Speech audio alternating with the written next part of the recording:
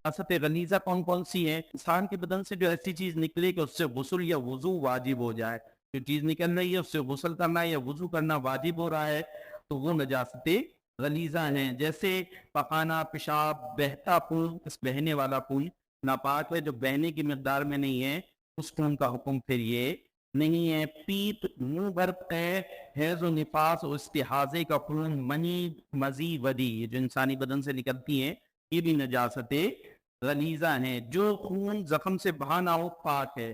कि आंख से जो पानी निकले नजासत गलीजा है। जो आंसू जिस्म वगैरह हो जाता है, इससे जो आंखों से पानी निकलता है वो नजासत गलीजा है। खुश्की के हर जानवर का बहता खून, जो खुश्की पे जानवर पाए जाते हैं, गाय वगैरह, इस तरह के बहुत सारे जानवर होंगे, उनका बहता खून नजासत गलीजा है। मुर्दार का गोश्त और चर्बी, यानी जिस जानवर में बहता खून होता है अगर वो बगैर ज़बह शरई के मर जाए तो मुर्दार है।